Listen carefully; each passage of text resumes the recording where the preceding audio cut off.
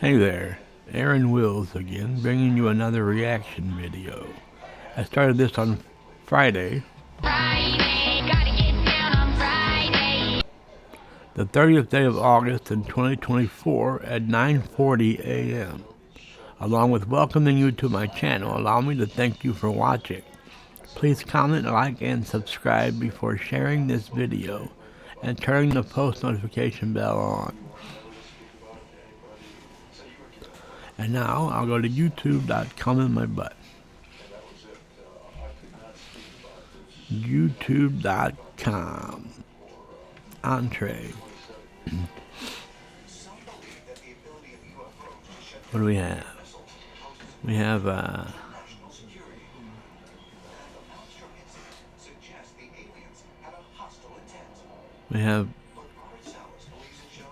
here we have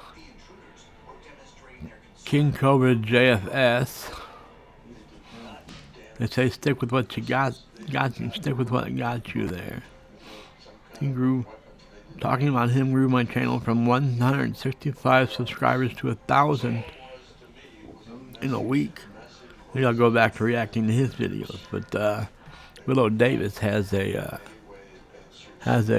monopoly on reacting to King Cobra JFS's streams. Yeah. So I'll stick to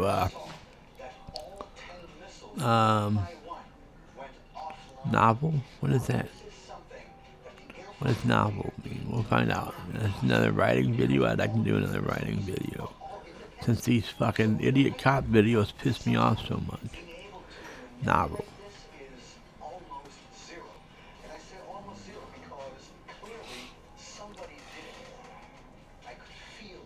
Roasting Shadow of the Conqueror. Shadversity / Shad M. Brooks. Never heard the book, never heard the author, but we'll watch it anyway, huh? It's just for fun, but I can't react to it because I haven't read it, haven't heard of it. What's this? Here we go. I asked you for your weird writer quirks. Here we go, this will be good. That is, by the way, Julian Greystoke, if you can't read her name below. We'll go with this.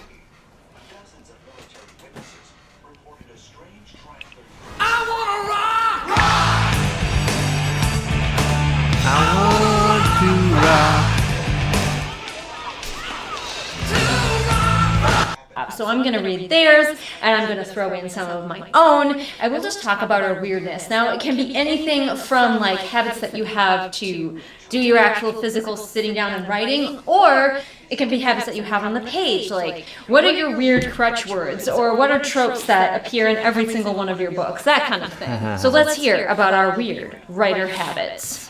This was actually a really common one, so I might not read all of...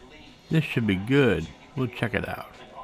Of the comments that say the same thing, but I will read this first one that says, I write sections out of order. I've seen this advised against so many times and for good reason, but I struggle with finishing what I start, and by skipping around I can write scenes that I'm in the mood for. Feeling happy? Write a cheerful scene. Feeling sad? Write a death scene. Feeling sore? That actually makes sense. They say the person says that they've been advised against it, but I kind of see it helps your motivation. I was just thinking, as soon as she said that, I was thinking about it, and I realized there are times. Right now I'm at a spot in my story, the new one, that not new, but the one that I just found again. I'm at a spot where I should have written this a long time ago when I felt like writing. Right now I don't feel like writing it. It's going to be long and involved, and I'm not ready for it. I'm not motivated to write it. I wish I had written it before to have gotten it out of the way, so I kind of like that one. In pain, write a reaction scene. Can't guarantee the quality is good, but at least I finished my writing projects. And yeah, a surprising amount of my viewers said that they write out of order as like their weird writer habit, and it's come to my attention that maybe it's not so weird. Like, so many people said it, that maybe it's not a weird writer habit at all, and maybe writing out of order is something that a lot more people do than we're admitting to. I don't. I can't. And I do have a question for everyone who does write out of order. How many scenes do you end up not using? Because if you write out of order, it might be hard to tell like how many scenes you need. Now I'm a pantser, but maybe I'm a pantser too, Julian. Now, I like to pants girls. Kids. That was out of line, and I apologize to everyone who's sensitive about pantsing girls. But I am a pantser when it comes to writing. I've never been a pantser when it comes to girls. That's disrespectful, and it's not appropriate, and it's disrespectful. So I don't do that. But I am a pantser when it comes to writing, and I figure what I stopped it to say was, I imagine it's difficult to find out where to plug those scenes in once you've written them. You'd have to copy and paste, I guess. if you're a plotter, you've got it all worked out what all of the scenes are going to be, and you just write whichever one you're in the mood for at any given time. So maybe that's how you do it. But I am curious. It just makes me curious, like how many scenes do you end up using and how many do you end up discarding? And if you end up discarding a lot, that's okay. Like that commenter said, the book gets done. And that's the important part. Whatever strategy you use to get there, if the book gets done, you have succeeded. Maybe my weird writer habit is that I don't write out of order. I write beginning to end. I don't skip any scenes ever. I have never left myself a note come back and write this scene later. If there's a scene that I'm not enthusiastic about writing, I have to write it. I have to write in order. So maybe that's my weird writer habit. This person says, I write in order too. But if it's a scene that I don't start writing, I just wait until I can think about it enough, and I don't plot and I don't outline. So if there's something that I'm stuck on, I just have to wait until I think about it, and then find a way to write it. That's where I'm at right now. I know what I need to say, but I don't know how I'm going to say it. There's not going to be a lot of dialogue. I use a shit ton of dialogue in my writing. It helps move the story, and it comes easy to me. It's the prose that I have a tough time with. So I'm up against a lot of prose, and I'm going to have to explain a lot of shit coming up. And I don't know how to do it interestingly. You're supposed to show and not tell. You're supposed to show and not tell, but I don't know how to show what's going to happen now. Well, when it comes to what's going to happen, I know how to show it. But leading up to what's going to happen, I don't know how to show that stuff.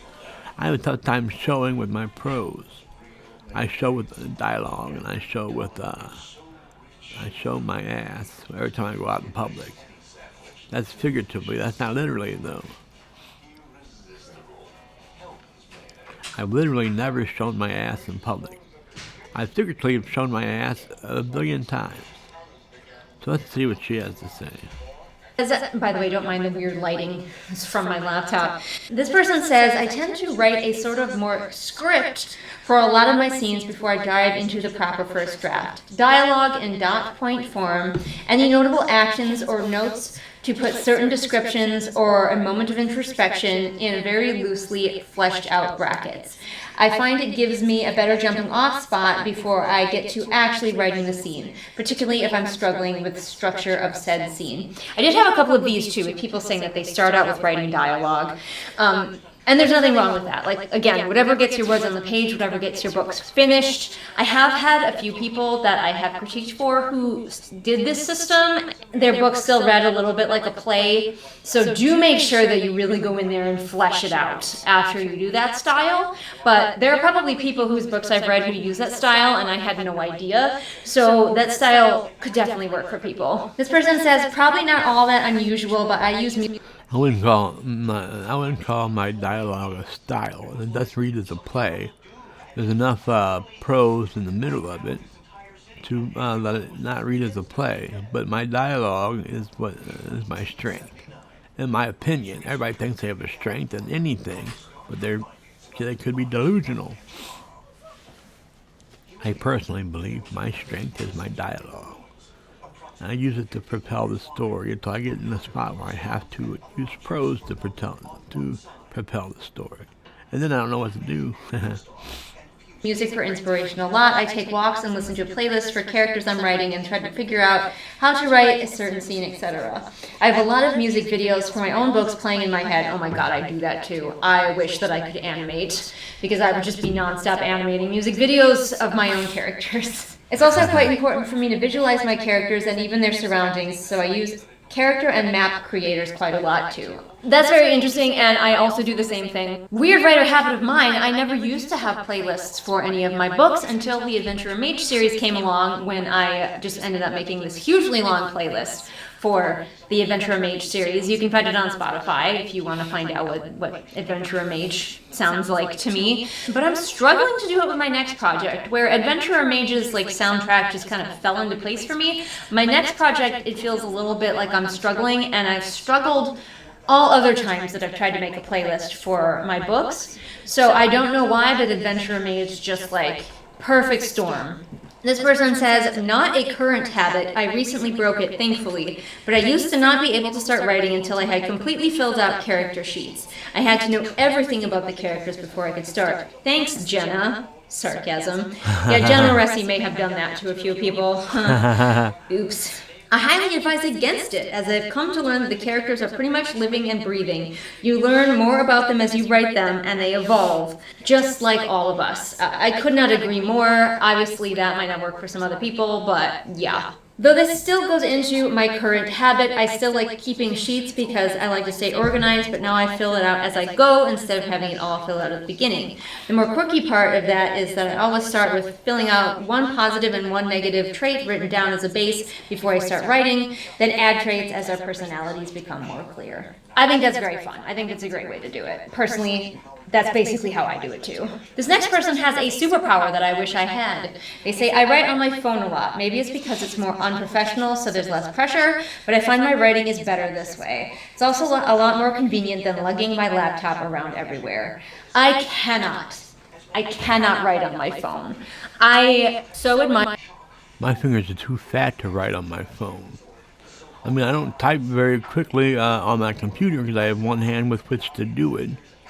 The other hand is paralyzed. But I would type so slow on my phone because my fingers are too fat to hit those keys correctly. I can't even send a text that doesn't take 12 hours. See what she has to say about working on her phone. Admire people who can do it, but like my thumbs are not fast enough. My brain goes 1,000 miles an hour, and I can barely, after years and years of practicing, it took a really long time to get here, I can barely keep up with it with a keyboard. So I'm the person who does lug my laptop everywhere. I have a backpack that my laptop here, this is the laptop that I write on. It's pretty small, so it fits nice in the backpack, and I literally just bring it everywhere. And then if I can sit down and write, I sit down and write, because I need to tippy-tappy. I have heard of people writing novels on their phone on their commute, and I'm like, what sort of witchcraft? This person says, sometimes I really like writing in second person. If I'm having trouble getting something out that I have otherwise visualized, I use second person. I don't know what second person is. I know first person. It uses I. I did this, I did that. Third person is he or she did this, he or she did that. Second person is what? You? You did this, you did that. No, I don't know. Second person is talking to the reader, where the narrator talks to the reader. That has to be second person. Tell the reader, you may have this, you may have that. I don't know how you would write in second person. Maybe they'll talk about it. Person POV. That's a really interesting way to do it. I've never tried that. Maybe I can try it sometime. It kind of like almost feels like you're like explaining your story to someone else, maybe? Like that helps you? I don't know exactly how you do it, but that's very interesting. Here's another person who says that they start out by writing pretty much only dialogue with a few little things in between. They also say, I avoid dialogue tags like the plague. They just sound weird and clunky to me. Yes, even said. This method helps me distinguish character voices right up front and sprinkle in context later. It also does double duty, serving as a kind of scene outline and makes starting from a totally blank page every chapter way less intimidating. Wow, I could never completely eschew dialogue tags. I like a good set every now and then. It has its place, it has its purpose. So couldn't be me. Never using dialogue tags. When appropriate, I say asked. I don't usually say inquired. But when it's appropriate, I'll say, said. They say said is not dead. I remember being taught in school, said is dead. Said is not dead. Zed is dead, babe. Said is not dead. Zed's dead. Name the movie. There won't be any prizes awarded, but I'll be impressed. Trash again on the floor. Yeah, I'm sorry. Stop doing this though. I'm making a video. You got on the video. Can I still upload it?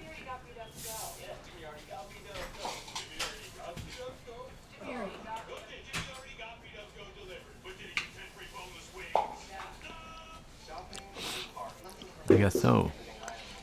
Let's see if I get in trouble for it. What's she talking about? Obviously, you want to use them sparingly and use action tags where you can, but That's right. Talking about dialogue tags. I use dialogue tags unless they're not needed. You don't always need dialogue tags. If it's clear through the character what he or she is, that it's he or she saying it, that's him or her saying it, then you don't really need the dialogue tag. In my first book I wrote after it was published, I called it Mistake, that embarrassed me. A character started off by giving a character an action, and then I followed up with what that character said, and then I added so and so said. It was actually the character Dago, which of course is an Italian slang, a slang for an Italian person. But this person was called Dago in the book. That was his nickname.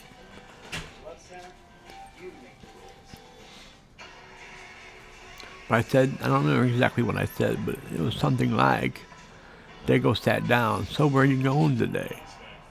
Dago asked. Something like that. Whatever. You don't need to add the Dago asked once, you write Dago sat down and said, where are you going today? Well, you don't have to put in said. Just say Dago sat down. Where are you going today? You know Dago said that. You don't have to put, and I did something like that embarrassed me once it was published. no dialogue tags? I need a good said. I need a good asked. I just, every now and then, I can't be having characters doing something after every single line of dialogue. This person says, my correct word is emanate. Ooh, that's an interesting correct word. And my dad makes fun of me for it. I also trained myself to want to write whenever I eat an apple by having an apple as my go-to snack while writing for several months. So the training yourself to write when you have certain food is definitely something I kind of encourage. Like for a long time, scent was like my gateway, and I would have like a certain scent for every book. I had to stop doing that when basically the only time that I could write was on my lunch break at work, and so I could not cater my surroundings to my situation, so I just got used to being able to write anywhere, anytime. But I also really encourage, I really liked how I could light a certain scented candle and it would get me into the vibe of the book that I was writing. So I could totally see how the apple thing would work, and I honestly, I support it. And oh my goodness, our crutch words are so fun. Every time I discover a crutch word and think I've nipped it in the bud, a new crutch word appears like a Pokemon. So don't feel bad if you have crutch words, because literally all of us do. My crutch word is Oxnard. Even if we don't know it, if you ever meet an author who's like, oh, I don't have crutch words, they are lying to themselves and you. Editors will help you find crutch words. Beta readers will help you find crutch words. Don't stress about it. I write down my common crutch words in my notebook when I'm writing so that I can go back and search them later. But betas are always identifying brand new and exciting crutch words for me that I didn't even know I had. For a long time, begin or began was one of my crutch words. My characters were beginning to do a lot of things. Oh. I think I've kind of nailed that one, but I'm sure something new has cropped up. This person says, speaking of crutch words, this person says, I use the word perhaps a lot. And for the life of me, I never know when to use breathe versus breath, which my friend who reads everything I draft always corrects for me. Like another person here, I also jump around chapters and scenes out of order. Okay. It makes editing difficult, but helps me hit the initial word count and gain momentum to get ideas out in the first place. A little secret about me. I love the aesthetics of the word breathe, and I'm mad that breath is not spelled with An E.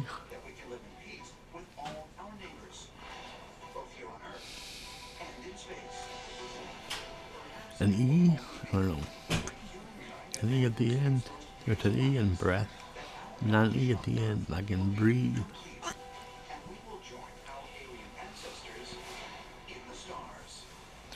What was I gonna say? I spend all my time now trying to figure out how to even start this next scene I have to write. Then it'll flow. Once I figure out what to start with, it usually flows for me. There's not gonna be any much, if any, dialogue in my next big scene, and it's gonna be a big scene. So I'll have to and by I mean I'll have to just sit down and write it. I'll just have to start it, and then it'll flow, ebb and flow. an E on the end. I have to finish writing this paper. I'm swamped. Just get Grammarly. It's free. Can it help with what I wrote last night? Grammarly will catch all those spelling. I know the difference, but I'm mad about it because I think the word breathe is pretty looking. Is that weird? Is that weird? That's probably weird. But like when you, I feel like when you become an author and you become just like words and looking at words are such a big part of your life. Like back me up on this, people watching, but this is my next weird thing. The aesthetics of some words. That's another thing I should say. I'm definitely a writer. They say writers write. I'm definitely a writer, without a doubt. I've written one book, published it, and now I'm writing. Well, I was working on a freaking, what do you call it? An epic. No, not an epic. But I anticipated about 85,000 words, which is probably, if I continued writing it, which I put it up again to work on this story that I found. But I'm a writer, without a doubt. But I'm not an author. In my mind, writers write, and authors get paid to write. I mean, I got paid. I didn't make any money on my the first book I published, but I probably recouped I almost recouped the money because of how well it came out of the gate, thanks to all my YouTube friends. I mean, my Facebook friends. I don't have much of a YouTube following, but you guys, you're watching this, so you're a follower or a subscriber, so thank you. And if you're not subscribed, what the hell are you waiting for? Are you waiting for fur? I don't know where you're going to find fur, so please just subscribe.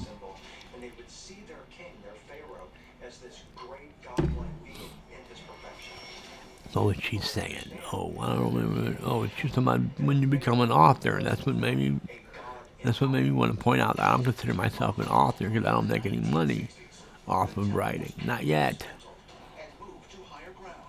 I intend that this book will be a lot smaller, a lot less words than the other book I was working on. I intend to publish this, to at least get critiqued, and then if they get critiqued, I'll pay to get it critiqued, and then I'll consider publishing it. The word count's very important because you pay for editing by the word. You pay for critiques by the word. And I want to do all that before I publish it. So I want to go through Enchanted Ink. Because she charges like 0.003 cents per 0.003 cents per word or something like that, I think. I don't know who else offers critiquing services. I'm sure there are a lot of people that do. I just don't know who to trust. I trust a lot of these author tubers, and not all of the author tubers do that. Hannah Lee Kidder used to do that at one point. I don't know if she still edits. I like her editing when she does it on her videos. She re-edited Twilight. I don't know if it was the whole series, but now she's rewriting Twilight. Then she edited Twilight, the series, and then she rewrote it.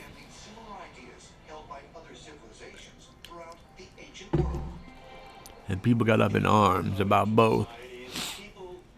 She's talking about now that you become an author, words or whatever. Let's see. Let's listen to what she has to say. Words. They're like visually pleasing, and I like to look at them. And breathe is one of those words, and I wish I had a reason to use it more often. This person says my crutch word is suddenly. Oh, suddenly is a common crutch word, and I think one of mine there for a while too. Apparently, in my head, anything that isn't fully anticipated is sudden enough to warrant the use of suddenly. This person says I loudly play a pink noise to drown out distracting city sounds. What is pink noise? According to WebMD, for some reason, pink noise, consistent frequency or pitch to create more even, flat sounds, like steady rain, wind rustling through trees, or waves. Interesting. Things I did not know. I just kind of would call that like ambient noise. I didn't know it was called pink noise. I'm learning. This person says I usually have different music and playlists for different characters / stories so that the music fits the vibes.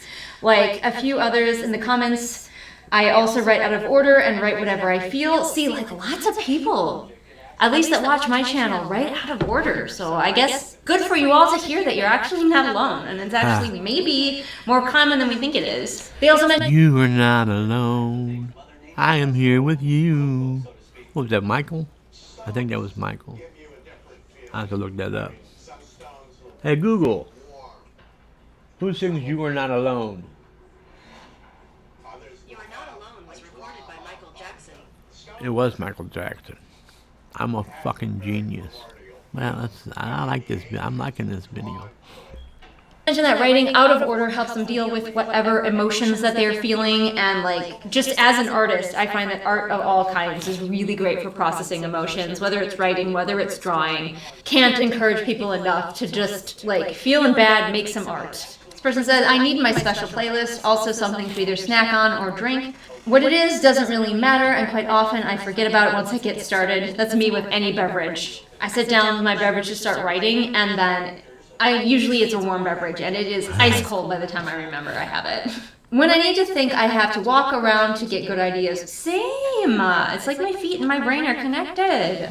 Often my writing gets better when I can think out loud or sort of hear how it sounds. When I write as if, I often forget writing if, and I have to go back and write in all the ifs later. That's something that my brain does. My brain, I kind of, because I've been writing for such a long time and typing for such a long time, I sort of have my own version of spell check where my brain and my hands don't quite communicate. And so I will often write words that are adjacent to what I wanted, but not actually what I wanted, just because like my hands, I got muscle memory in my hands and my brain is doing its own thing, and so sometimes I get some very weird sentences because like that's the wrong word, but it's the one that my hands thought should come next or whatever. And I totally do things like skip out words like as if, skip the ifs. Oh my goodness, both cats are here, and Nigel is here, and Jojo wants to get on my lap, but I'm not going to let her because I need the laptop.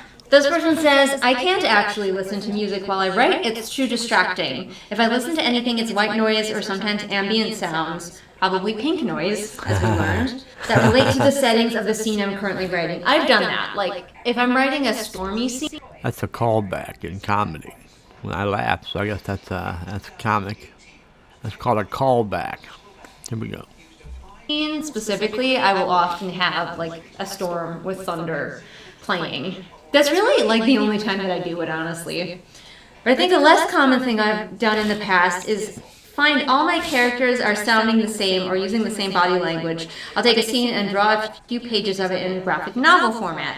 Sometimes something about seeing my characters visually and how their personalities come out in their body language makes their voice click for me. It's easier to write dialogue for them. That's very cool. If you have the ability to draw, I could totally see that. And I love sketching my characters too. That's one of my writerly quirks is sometimes before I start writing a book, but often after I've written the first few chapters, I like to sketch the characters. And if you've been following my short vlogs here where I've been talking about my writing experience with my latest work in progress, you'll have seen that I sketched some of the characters. And I don't have a whole lot of time to draw anymore because my life is very busy, but it's nice to just sit down and sketch some of them out and get the way I envision them in my brain onto a piece of paper. But it's weird that it usually only happens after I've been writing for a little bit. And this person just says, I'm trying to work on a playlist for when I actually start writing my first book. I'm outlining right now.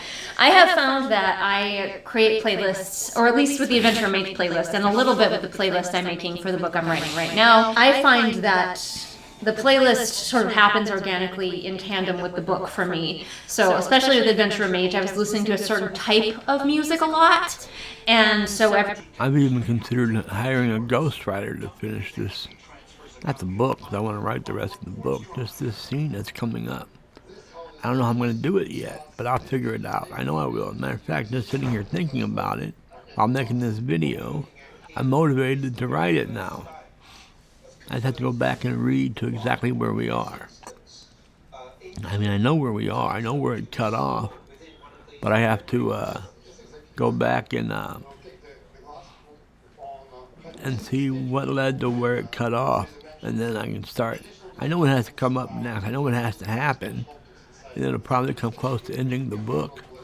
But I've only got I'm only about 15,000 words in now. It was about 14,000 words when I picked it back up. And when I put it up the first time, of course.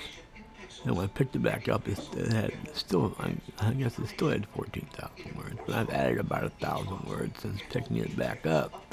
So I got a long way to go. I'm trying to figure out how I'm going to write the whole rest of the story. Anyway, let's finish this video.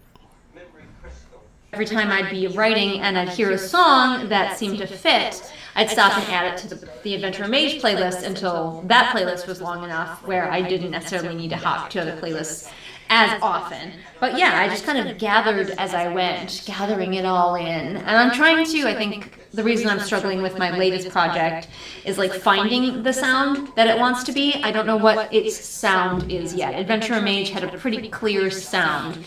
Kitties, a kitty on either arm of the chair. I feel like a cat god, yes, fear me. So kitties, do I have any other writing quirks? Do I?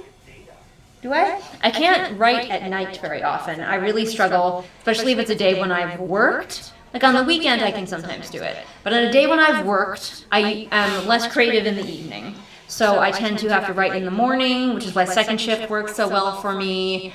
Or like when I was working one full-time job, I would write, like I would get to work early and I would write for half an hour, whatever, before work. And then I would write again at lunchtime. I wrote 3 books that way. Wrote 3 and published 1 that way. So it works, for me anyway, it worked.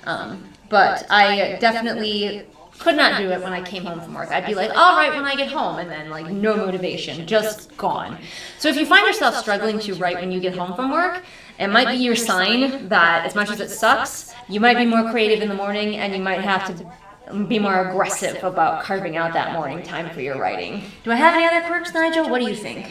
One of my major quirks within my writing is that there are always animals in my stories. I love to give them character. They're always as real feeling, if not more so, than the human characters. And also, they don't die. I'll kill humans left, right, and center.